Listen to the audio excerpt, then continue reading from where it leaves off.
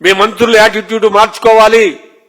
ఈ నామకే వాస్తే గ్రామ సభలు మీటింగులు మానుకోవాలి. వాస్తవాన్ని తెలుసుకోండి. వాస్తవ పరిస్థితులకు రండి. రైతు జీవితాలను ఒకసారి తొంగి చూడమని మీ అధినాయకుల్ని నాయకుల్ని అందరినీ కోరుతున్నా. చంద్రబాబు నాయుడు గారు పెద్ద అడ్మినిస్ట్రేషన్ వారికి వారే చెప్పుకుంటారు, కొంతమంది అంటారు. ఏది మీరు ఇస్తారన్న ఫెసిలిటీస్ అన్ని మా రైతు వర్గానికి ఇస్తే ఇవాళ మా రైతులంతా అన్ని బాధలు పడాల్సిన అవసరం లేదుగా. ఇంకా ఎంతమంది చనిపోవాలి?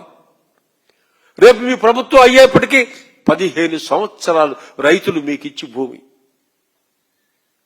ఈ 3 ఏళ్లు గడిస్తే 15 సంవత్సరాలు అవుతుంది.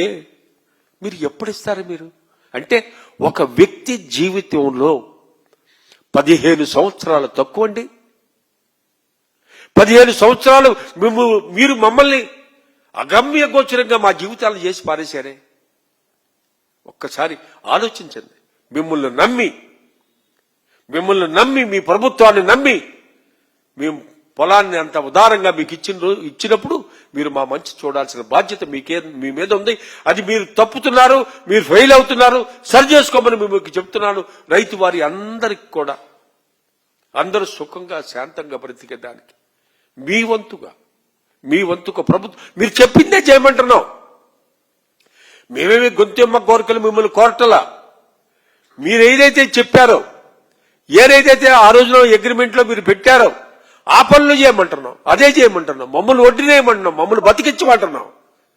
రైతు వర్గం అంతా కూడా యావత్తు ముక్త కంఠంతో మిమ్మల్ని కోరుకుంటున్నారు. మా మొరని పెడచెవు పెట్టకండి. మీ మినిస్టర్లు వస్తున్నారు పోతున్నారు, నాయకులు వస్తున్నారు పోతున్నారు, పని కాటల్లా చంద్రబాబు నాయుడు గారు. ఒక్కసారి రాష్ట్రంలో మీరు ఇదే అమరావతి మీద ఎన్ని రకాలుగా ఎన్ని విధాలుగా మీరు చెప్పిన దానికి జనమందరూ నమ్మి మిమ్మల్ని అందలం ఎక్కి ఇచ్చారో ఆ ప్రజలందరూ కూడా మిమ్మల్ని అబ్జర్వ్ చేస్తున్నారు. మీరు మర్చిపోవద్దండి. మీరు చెప్పిన అబద్ధాలని మోసాలని ఇప్పుడు జరుగుతున్న విధానాలని ఇవన్నీ కూడా ప్రజలందరూ కూడా గమనిస్తున్నారు. ఎంతకాలం అని అబద్ధాలు చెప్పగలరు? ఎంతకాలం అని మీరు ఇంకా ప్రజలను మోసం చేయగలరు? మీకు 2 చేతులు జోడించి చెప్తున్నా, మా రైతు కష్టాలను తీర్చండి. రాజధానికి రైతుల్ని చక్కగా మమ్మల్ని మానాన్న రైతు వారిగా బ్రతికే మార్గం మాకు సుగమయం చేయమని మిమ్మల్ని వేడుకుంటున్నారు.